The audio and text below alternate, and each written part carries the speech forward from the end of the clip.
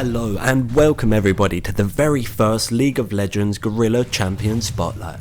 I've chosen Pantheon as he's actually one of my favourite noob crushing champions, as well as the fact that the official RIOT Spotlight is extremely outdated, and I feel like there needs to be something else out there to help people make up their minds on whether or not to pick up and play this champion.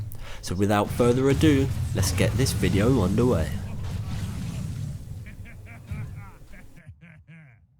First off, there's Pantheon's passive, Aegis Protection. What this does is it either blocks a single auto attack or more importantly a turret shot. This gives Pantheon an extra layer of tankiness which allows him to safely finish off any turret hugging foes.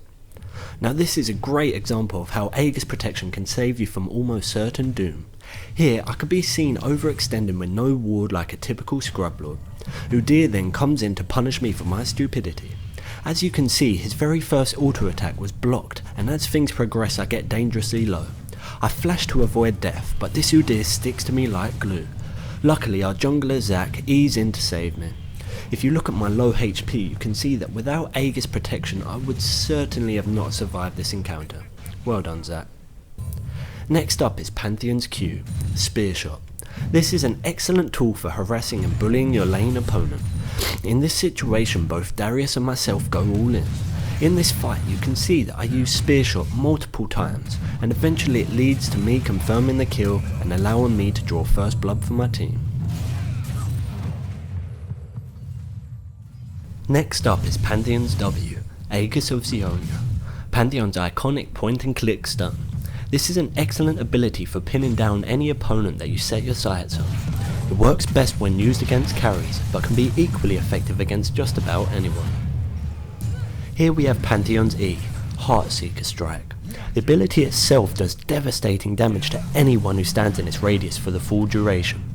The best thing about this ability however is it allows all auto attacks and abilities to critically strike whenever the enemy is below 15% HP. Last but not least we have Pantheon's ult, Grand Skyfall, which in my opinion is one of the most unique and epic abilities in the game if used correctly.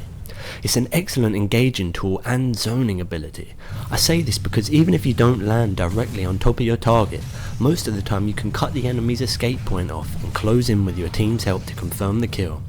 As you can see here, my ultimate ability leads me to gain a total of 2 kills.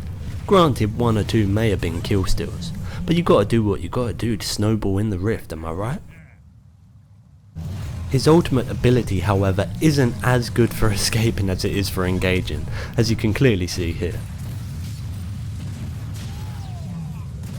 Now for runes, I like to go flat AD marks and quintances, flat armor seals and a mixture of both flat and scaling magic resist glyphs.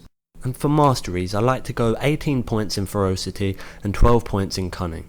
I went for the mana regen in cunning rather than the execute ability as I like to be able to spam my Q in lane, but it's entirely up to you. As Pantheon, Ravenous Hydra and Black Cleaver are a must, other items are entirely situational. Anyway guys, that's all from me. I'll leave you with some extra footage of me wrecking with Pantheon. Take care on the rift, and I hope you'll join me in the next Guerrilla Spotlight.